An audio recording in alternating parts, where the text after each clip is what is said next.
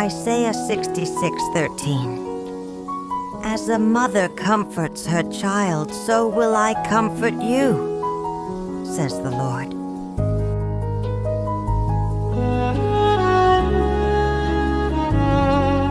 Be, ang hirap minsan umamin na pagod ka na, no? Yung hindi mo naman hiniling na lumaban pero araw-araw may kailangan kang dalhin. Yung tinitiis mo lahat, pilit kang matatag, pilit kang okay. Pero sa loob mo, ang dami nang nabasag na hindi mo na alam paano buuin. At dito sa gitna ng bigat na yan, may sinabi si Lord na sobrang personal. As a mother comforts her child, hindi lang, I will be with you. Hindi lang, I will help you. Kundi comfort, yung pinakamalambot, pinakatapat, pinakahinahangad na yakap kapag hindi mo na kaya. Be, ang daming klase ng comfort sa mundo. May galing sa kaibigan, sa partner, sa pamilya. Pero iba yung comfort ng isang ina. Kasi hindi mo kailangan maging strong sa harap niya. Hindi mo kailangan magpanggap. Hindi mo kailangan mag-explain kung bakit ka umiiyak o natatakot. At ang sabi ni Lord, ganon kita haliwin. Hindi bilang Diyos na mataas at malayo, kundi bilang isang ina na mabilis yumakap, mabilis makinig, at mabilis lumapit kapag nasasaktan ka. Isipin mo to, be, nung bata ka pa, kahit simpleng sugat sa tuhod, kahit pagkadapa, hindi ka tinanong ng nanay mo ng, bakit ka ganyan?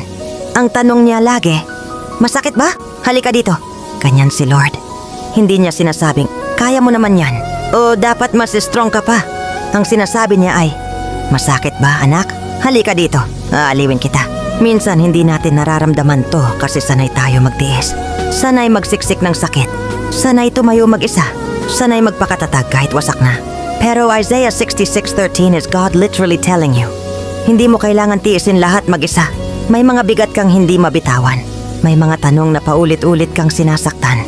May mga pangyayaring hindi mo maintindihan. Pero be, may Diyos na hindi lang nagbibigay ng lakas. Nagbibigay din ng yakap. Yakap na nagpapakalma. Yakap na bumabangon. Yakap na nagsasabing, anak, safe ka sa akin. Kaya kung may pinagdadaanan ka ngayon na hindi mo ma-share kahit kanino, kung may lungkot kang tinatago, kung may takot kang hindi mo masabi, ihingi mo yan kay Lord. Hindi siya magagalit. Hindi siya magtatanong. Hindi siya maglalagay ng kondisyon. Aaliwin ka niya. Yayakapin ka niya. At ipaparamdam niya na sa lahat ng lugar na pwedeng puntahan ng puso mo, ang pinakaligtas na lugar ay ang presensya niya.